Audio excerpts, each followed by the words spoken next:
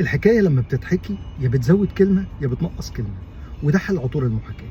مش لازم تبقى شبه العطر الاصلي بالظبط، وارد انها تبقى احسن منه وارد انها تكون اوحش منه عند البعض.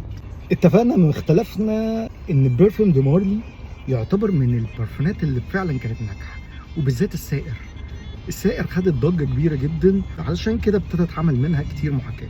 المحاكاه اللي انا شفتها وجربتها هتلاقي عندك ليكويد بران، ودي تعتبر من افضل المحاكات للسائر. وبشوف كمان صحارى. طب ايه الفرق ما بينهم وبين بعض؟ يعني ايه اللي يخليني اشتري صحارى او اجيب السائر او اجيب ليكويد بران؟ خلينا باختصار نتكلم عن صحارى هي نفس الدي ان ايه بالظبط اللي موجود في بيرفيوم دي مارلي في السائر، لكن على قوه.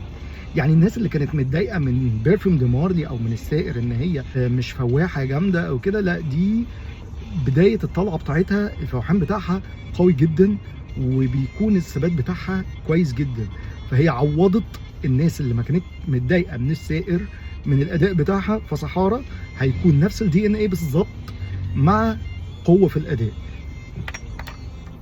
اما بالنسبه لليكويد بران انا بشوفه ان هو مور سويتي، يصلح اكتر للسيدات. يعني ممكن الستات تحب ليكويد بران اكتر بكتير من صحارى او من السائر، لكن القوه برضو بتاعته ثباته ممتاز والفوحان بتاعه عالي جدا.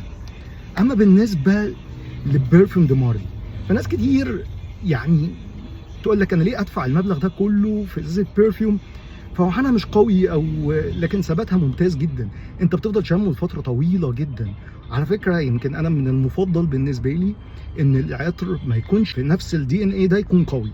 يعني بالنسبه للبرفيوم دي مارلي انا بفضل جدا الاداء بتاعه ده، اللي هو الاداء الضعيف، اللي هو ما يكونش فواح قوي، تفضل شامه باستمرار لوقت طويل، لكن ثباته ممتاز جدا جدا جدا، وفوحانه مش احسن حاجه، لكن هتفضل شامه طول ما انت حاطه.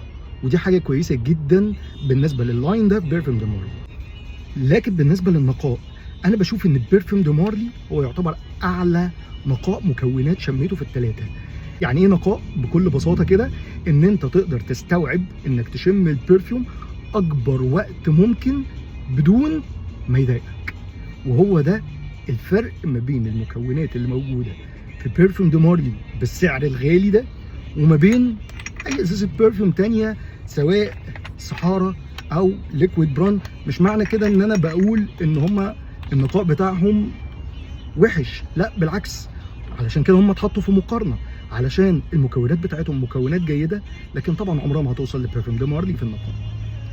وده كل اللي انا عايز اقوله عن الثلاثه، وشكرا لكم.